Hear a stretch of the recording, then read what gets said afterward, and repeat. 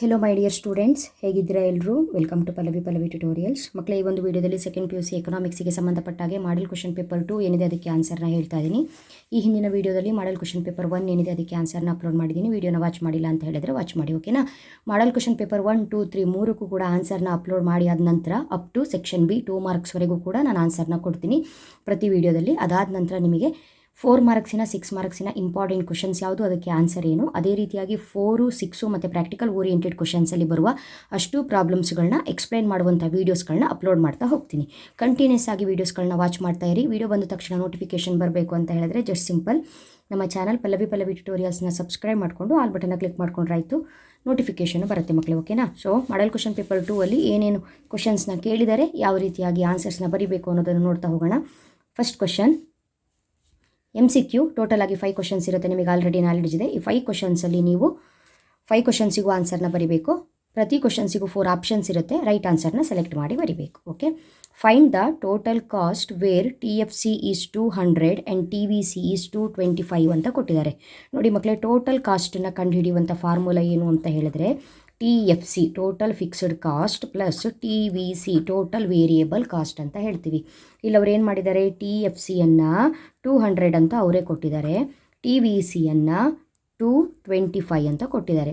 So total ಎಷ್ಟಾಯಿತು? 425 ಆಯಿತು.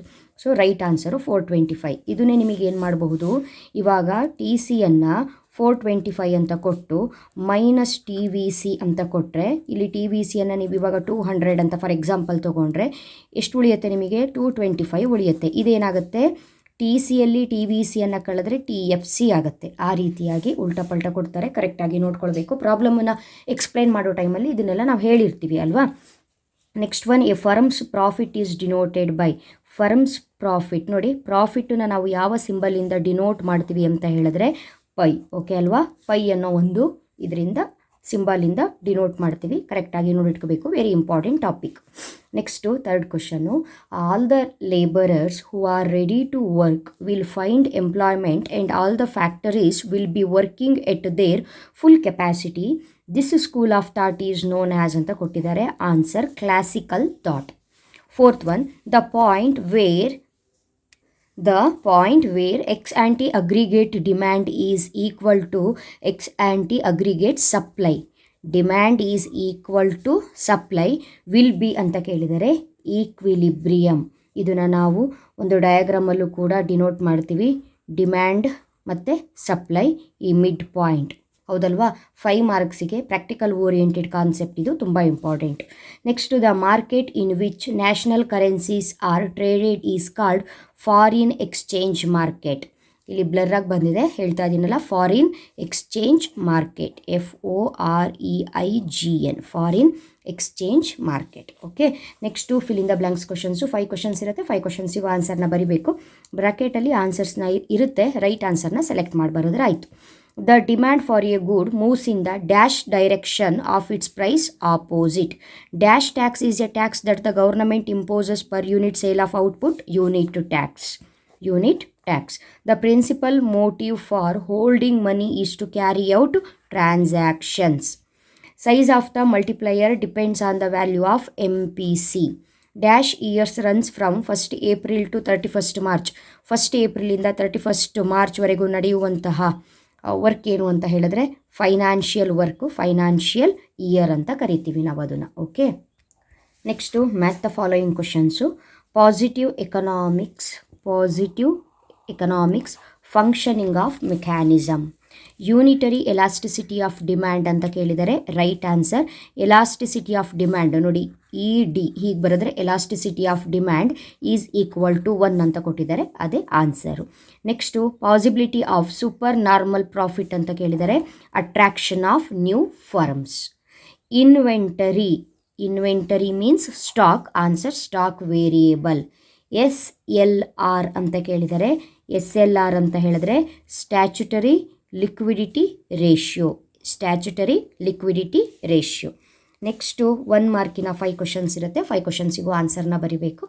Suppose to a consumer 2 oranges give 22 units of total utility and 3 oranges gives 25 units of total utility. Calculate the marginal utility ಅಂತ ಕೇಳಿದ್ದಾರೆ. Okay ಅಲ್ವಾ? ನಾವೇನು ಮಾಡಬೇಕು, marginal utility ಫಾರ್ಮುಲಾನ ಬರ್ಕೊಳ್ಬೇಕು. ನಾನಿಲ್ಲಿ okay ನೋಡಿ ಬರ್ಕೊಳ್ಳಿ. ಮಾರ್ಜಿನಲ್ ಯುಟಿಲಿಟಿ ಫೈಂಡ್ ಔಟ್ ಮಾಡುವಂಥ formula MUN marginal utility TU minus TU means total utility TUN -1. ಓಕೆನಾ? ಸೊ TU ಅಂತ ಹೇಳಿದ್ರೆ ಇಲ್ಲಿ ಅವ್ರ ಕ್ವಶನ್ನಲ್ಲಿ ಎಷ್ಟು ಕೊಟ್ಟಿದ್ದಾರೆ ನೋಡ್ಕೊಳ್ಳಿ. 22 ಯೂನಿಟ್ಸ್ ಇದೆ. ಒಂದು 22 ಯೂನಿಟ್ಸ್ ಇದೆಯಲ್ಲ, ಇದು TUN -1. ಜಾಸ್ತಿ ಇರೋದು ಇದು TUN. ಸೊ ಒಂದರಲ್ಲಿ ಒಂದನ್ನು ಕಳೆದ್ರಾಯ್ತಷ್ಟೇ. ಸೊ 25ಅಲ್ಲಿ 22ನ ಕಳೆದ್ರೆ 3 ಉಳಿಯುತ್ತೆ. 3 ಯೂನಿಟ್ಸ್ ಈಸ್ ದ ಆನ್ಸರ್. ಇಷ್ಟೇ ಸಿಂಪಲ್. ಟೋಟಲ್ ಯುಟಿಲಿಟಿ ಅಂತ ಕೊಟ್ಟಿದ್ದಾರೆ ಅವರು. ಮುಂದಿನ ಸಂಖ್ಯೆಯಿಂದ ಹಿಂದಿನ ಸಂಖ್ಯೆಯನ್ನು ಕಳಿಬೇಕು ಅನ್ನೋದು rules. Marginal utility find out ಮಾಡುವಾಗ ಮುಂದಿನ ಸಂಖ್ಯೆಯಿಂದ ಹಿಂದಿನ ಸಂಖ್ಯೆಯನ್ನು ಕಳೀತಾ ಹೋಗ್ತೇವೆ ನಾವು. ಹಾಗಾಗಿ ಇಲ್ಲಿ ಮುಂದಿನ ಸಂಖ್ಯೆ ಯಾವುದು 25, ಹಿಂದಿನ ಸಂಖ್ಯೆ 22. 25ಅಲ್ಲಿ 22 ಕಳೆದ್ರೆ 3 ಯೂನಿಟ್ಸ್ ಬಂತು. ಓಕೆ, ನೆಕ್ಸ್ಟ್ 1 ಮಾರ್ಕಿನ second question. Name the returns to scale when the output increases. ನೋಡಿ ಇಲ್ಲಿ ಇನ್ಕ್ರೀಸಸ್ ಅಂತ ಬಂದರೆ ಇನ್ಕ್ರೀಸಿಂಗ್ ರಿಟರ್ನ್ಸ್ ಟು ಸ್ಕೇಲ್ ಇಲ್ಲ, ಯಾಕಂದರೆ ರಿಟರ್ನ್ಸ್ ಟು ಸ್ಕೇಲ್ ಅಂತ ಅವ್ರು ಕೊಟ್ಟುಬಿಟ್ಟಿದ್ದಾರೆ. ಇನ್ಕ್ರೀಸ್ ಆದರೆ increase returns to scale, decrease ಆದರೆ decreasing returns to scale. Some time increase ಆಗಲ್ಲ, ಡಿಕ್ರೀಸು ಆಗಲ್ಲ, ಕಾನ್ಸ್ಟ್ಯಾಂಟ್ ಆಗಿರುತ್ತೆ, ಈಕ್ವಲ್ ಆಗಿರುತ್ತೆ. ಅದನ್ನು ನಾವು ಕಾನ್ಸ್ಟ್ಯಾಂಟ್ ರಿಟರ್ನ್ ಟು ಸ್ಕೇಲ್ ಅಂತ ಕರಿತೀವಿ. 3 ಇದೆ. ಕ್ವಶನಲ್ಲೇ ಆನ್ಸರ್ ಇರುತ್ತೆ. ಇನ್ಕ್ರೀಸ್ ಅಂತ ಕೊಟ್ಟಿದ್ದಾರೆ ಅವರು. So increase in the outputs ಅಂತ ಹೇಳಿದ್ರೆ ಇನ್ಕ್ರೀಸಿಂಗ್ ರಿಟರ್ನ್ಸ್ ಟು ಸ್ಕೇಲ್. ಅಷ್ಟೇ simple. Next define marginal revenue ಅಂತ ಕೇಳಿದ್ದಾರೆ. ಮಾರ್ಜಿನಲ್ ರೆವಿನ್ಯೂ ಮೀನಿಂಗ್ನ ಬರೀಬೇಕು. Marginal revenue refers to the additional revenue generated from the sale of an additional unit of the product. Next one, give the meaning of consumer durables. Consumer durables are long-lasting tangible products that are not immediately consumed. Last question, 1 mark in a last question. What is appreciation of domestic currency? Appreciation of domestic currency means when the price of domestic currency in terms of foreign currency increases. Next part B ಯಲ್ಲಿ total ಆಗಿ 10 ಕ್ವಶನ್ಸನ್ನು ಕೊಟ್ಟಿರ್ತಾರೆ. 6 ಕ್ವಶನ್ಸಿಗೆ ಆನ್ಸರ್ಸ್ನ ಮಾಡಬೇಕು ಅಷ್ಟೇ. ಇಲ್ಲಿ ಕೊಟ್ಟಿರುವಂಥ ಕ್ವಶನ್ಸ್ಗಳಿಗೆಲ್ಲ ಆನ್ಸರ್ನ ನೋಡ್ಕೊಳ್ಳಿ. Very important questions. Model paper 1 ಹೇಳುವಾಗ ಕೆಲವೊಂದು ಟೆಕ್ನಿಕ್ಸ್ಗಳನ್ನ ಹೇಳಿದ್ದೀನಿ, ಅದನ್ನು ನೀವು ಫಾಲೋ ಮಾಡ್ಬೋದು. First one, what you mean by mixed economy, give an example ಅಂತ ಕೇಳಿದ್ದಾರೆ. Mixed economy meaning, mixed economy is one in which some important decisions are taken by the government and the economic activities are by and large conducted through the market. ಅಥವಾ ನಿಮ್ಮ ಹತ್ರ ಯಾವ್ದಾದ್ರು simple meaning ಇದ್ದರೆ ಬರೀಬಹುದು. Example India. Example ಕೊಡಿ ಅಂತ ಕೇಳಿದರೆ example ಕೊಡಲೇಬೇಕು, ಅದಕ್ಕೆ 1 ಮಾರ್ಕ್ ಇರುತ್ತೆ. Next second one, what is monotonic preference? Answer, a rational consumer always prefers higher level of indifference curve because it offers him more of both commodities with higher level of satisfaction. It is called monotonic preference. Next 2 marks in a question. Give the meaning of short run and long run concept. ಎರಡು ಕೇಳಿದರೆ short ರನ್ನಿಗೂ ಮೀನಿಂಗ್ನ ಬರಿಬೇಕು, ಅದೇ ರೀತಿಯಾಗಿ long ರನ್ನಿಗೂ ಮೀನಿಂಗ್ನ ಬರಿಬೇಕು. Short run meaning, short period refers to a period where in changes in production can be made in variable factors like raw materials, unskilled labour et cetera.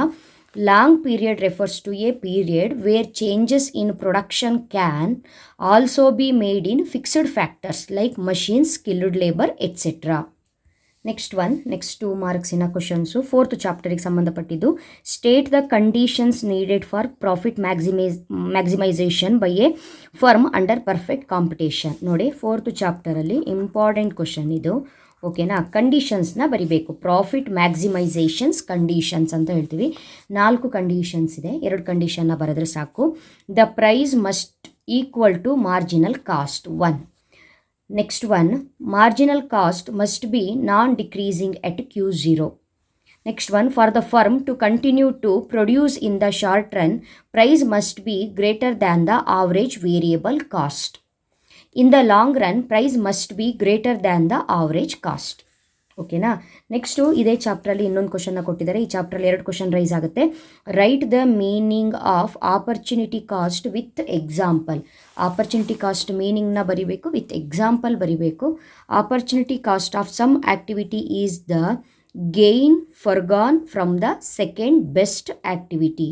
Opportunity cost of some activity is the gain forgone from the second best activity. Next one, state 3 methods of measuring GDP or national income ಅಂತ ಕೂಡ ಕೇಳಬಹುದು. GDP ಯನ್ನು measure ಮಾಡುವಂತಹ 3 methods. Answer product method, income method, expenditure method. Next ಇದೇ ಚಾಪ್ಟ್ರಲ್ಲಿ ಇನ್ನೊಂದು question rise ಆಗಿದೆ. Transfer of payment ಅಂತ ಹೇಳಿದ್ರೆ ಏನು, ಒಂದು ಎಕ್ಸಾಂಪಲ್ ಕೊಡಿ ಅಂತ ಕೇಳಿದ್ದಾರೆ. Transfer of payment meaning the payments made by the government and firms to the households is called transfer of payment. For example pension prices. ಓಕೆನಾ. Next if the value of MPC is 0.8, calculate the value of MPS and investment multiplier. ನೋಡಿ, ಇಲ್ಲಿ MPSನ ಕೂಡ ಕಂಡುಹಿಡಿಬೇಕು, investment multiplier ಕೂಡ ಕಂಡುಹಿಡಿಬೇಕು. Okay ಅಲ್ವಾ. So answer ಮಾಡುವಾಗ ಕರೆಕ್ಟಾಗಿ ಗಮನ ಕೊಟ್ಟು ಆನ್ಸರ್ನ ಮಾಡಿ. ಇಲ್ಲಿ ಏನೇನು ಇನ್ಫಾರ್ಮೇಷನ್ ಕೊಟ್ಟಿದ್ದಾರೆ ಅನ್ನೋದನ್ನು ನೋಡ್ಕೊಳ್ಳಿ. ಓಕೆ, ಫಸ್ಟ್ ಒನ್ MPC ಎಷ್ಟು ಕೊಟ್ಟಿದ್ದಾರೆ, 0.8 ಅಂತ ಕೊಟ್ಟಿದ್ದಾರೆ. ಓಕೆ ಅಲ್ವಾ. ನಮಗೆ ಗೊತ್ತಿರಬೇಕು, ನಾವು ಗೊತ್ತಿರುವಂಥ ವಿಚಾರ ಏನು ಅಂದರೆ MPC ಪ್ಲಸ್ ಇನ್ನೊಂದೇನು ಕೇಳಿದ್ದಾರೆ, ಇಲ್ಲೇ ಕ್ವಶನಲ್ಲಿ ಕೇಳಿದ್ದಾರೆ, ನೀವು ಫಾರ್ಮುಲಾ ಹುಡ್ಕೋದೇ ಬೇಡ. MPC 0.8 ಅಂತ ಅವರೇ ಕೊಟ್ಟಿದ್ದಾರೆ. ಇನ್ನೊಂದೇನು ಕೇಳಿದ್ದಾರೆ, MPC ಮತ್ತು MPS ಆಲ್ವೇಸ್ ಈಕ್ವಲ್ ಟು 1 ಅಂತ ನಮಗೆ ಗೊತ್ತಿರಬೇಕು. ಆಯಿತಾ. ಇವಾಗ ಹೇಳಿ, MPC ಎಷ್ಟು ಕೊಟ್ಟಿದ್ದಾರೆ, 0.8 ಅಂತ ಅವರೇ ಕೊಟ್ಟಿದ್ದಾರೆ. ಪ್ಲಸ್ MPSನ ಹಾಗೇ ಬರ್ಕೊಳ್ಳಿ, ಈಕ್ವಲ್ಸ್ 1. MPS ಮತ್ತು MPC ಆಲ್ವೇಸ್ 1. ಓಕೆನಾ. ಇವಾಗ MPS ಇಲ್ಲೇ ಇರಲಿ ಮಕ್ಕಳೇ, ಈಕ್ವಲ್ಸ್ ಹಾಕ್ಕೊಳ್ಳಿ. 1 ಕೂಡ ಅದ್ರ ಜಾಗದಲ್ಲೇ ಇರಲಿ. ಈ ಸಮಚಿಹ್ನೆ ಈಕ್ವಲ್ಸಿಂದ ಈ ಕಡೆ ಇರುವಂಥ 0.8ಅನ್ನು -0.8 ಅಂತ ಈ ಕಡೆ ತಗೊಬನ್ನಿ. ಆವಾಗ ಏನಾಗುತ್ತೆ, MPS ಎಷ್ಟಾಗುತ್ತೆ, 0.2 ಆಗುತ್ತೆ. ಕರೆಕ್ಟಾ. ಇಲ್ಲಿಗೆ ನಿಮಗೆ MPS ಸಿಕ್ತು. ಇನ್ನೇನು ಕಂಡುಹಿಡಿಯೋದಕ್ಕೆ ಹೇಳಿದ್ದಾರೆ, ಇನ್ವೆಸ್ಟ್ಮೆಂಟ್ ಮಲ್ಟಿಪ್ಲೈಯರ್ ಕಂಡುಹಿಡಿಯೋದಕ್ಕೆ ಹೇಳಿದ್ದಾರೆ. ಕರೆಕ್ಟಾ. ಇನ್ವೆಸ್ಟ್ಮೆಂಟ್ ಮಲ್ಟಿಪ್ಲೈಯರ್ ಕಂಡುಹಿಡಿಯೋದಕ್ಕೆ ಕೂಡ ಒಂದು ಫಾರ್ಮುಲಾ ಇದೆ. Formula 1 divided by 1 minus MPC. 2 ಮಾರ್ಕ್ಸಿನ ಕ್ವಶನ್ಸು ಇದೆಲ್ಲ ಕಲ್ತ್ಕೊಳ್ಬೇಕು. 1ಗೆ 1ಅನ್ನು ಬರೀರಿ, ಕೆಳಗಡೆ 1 ಇರಲಿ. MPC ಎಷ್ಟು, ನಾವು MPC 1/MPC ಇದು ಫಾರ್ಮುಲಾ. ಈ MPC ಜಾಗದಲ್ಲಿ ಏನು ಬರಿಬೇಕು ಅಂತ ಹೇಳಿದ್ರೆ, ಲೆಕ್ಕದಲ್ಲಿ ಫಸ್ಟ್ ಅವರು MPC ಏನು ಕೊಟ್ಟಿದ್ರಲ್ಲ ಅದನ್ನು ಬರಿಬೇಕು, 0.8. ಓಕೆ ಅಲ್ವಾ. ಇವಾಗ 1ಗೆ 1 ಹಾಗೆ ಬರ್ಕೊಂಡು 1ನಲ್ಲಿ 0.8 ಹೋದರೆ ಎಷ್ಟು, ಆಲ್ರೆಡಿ ಕಂಡುಹಿಡಿದಿದ್ದೀವಿ, 0.2. ನೀವು ಇಲ್ಲೂ ಒಂದು ಸಲ ಕ್ಯಾಲ್ಕುಲೇಟ್ ಮಾಡ್ಬೋದು. 1ನಲ್ಲಿ 0.8 ಹೋದರೆ 1/02 ಉಳಿಯುತ್ತೆ.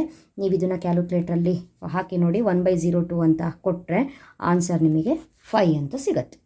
ಸೊ ಇಷ್ಟೇ, 2 ಮಾರ್ಕ್ಸಿಗೆ ಇಷ್ಟ ಆನ್ಸರ್ನ ಮಾಡಬೇಕು. ಓಕೆನಾ. ನೆಕ್ಸ್ಟ್ ಕ್ವಶನ್, 2 ಮಾರ್ಕ್ಸಿನ ಕ್ವಶನು. ಲಾಸ್ಟು ಸೆಕೆಂಡ್ ಪಾರ್ಟ್ ಏನಿದೆ ನಿಮಗೆ ಮ್ಯಾಕ್ರೋ ಎಕನಾಮಿಕ್ಸು, ಅದರಲ್ಲಿ 5th ಚಾಪ್ಟ್ರಲ್ಲೇ 2 ಕ್ವಶನ್ನ ಕೇಳಿದ್ದಾರೆ. State the difference between public goods and private goods. Divide ಮಾಡ್ಕೊಳ್ಳಿ, ಪಬ್ಲಿಕ್ ಗೂಡ್ಸ್ ಮತ್ತು ಪ್ರೈವೇಟ್ ಗೂಡ್ಸ್ ಅಂತ. Public goods are supplied by the government, goods are supplied by the market mechanism. Private ಗೂಡ್ಸ್ಗೆ public goods they are not restricted to one particular customer. Private goods they are restricted to one particular customer. ಓಕೆನಾ. Next last one, borrowings are considered as capital receipts why ಅಂತ ಕೇಳಿದ್ದಾರೆ. So 2 ಮಾರ್ಕ್ಸಿಗೆ ಇಷ್ಟು ಆನ್ಸರ್ನ ಬರೀಬೇಕು ಮಕ್ಕಳೇ. All those receipts of the government which create a liability or reduce financial assets are termed as capital receipts.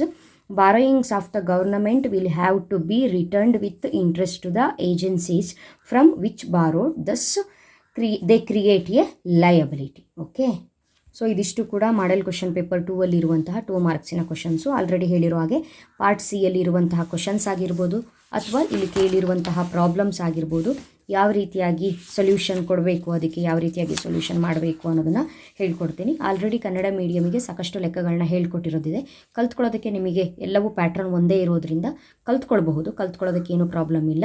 Next model question paper 3 ಮುಗಿದ ನಂತರ ನಿಮಗೆ ಆನ್ಸರ್ಸ್ನ ಹೇಳ್ಕೊಡ್ತೀನಿ. ಓಕೆನಾ? ಆ ಪ್ರಾಬ್ಲಮಿಗೆ ಅಲ್ಲಿವರೆಗೂ ಚೆನ್ನಾಗಿ ಓದ್ಕೊಳ್ಳಿ. Thank you. All the best.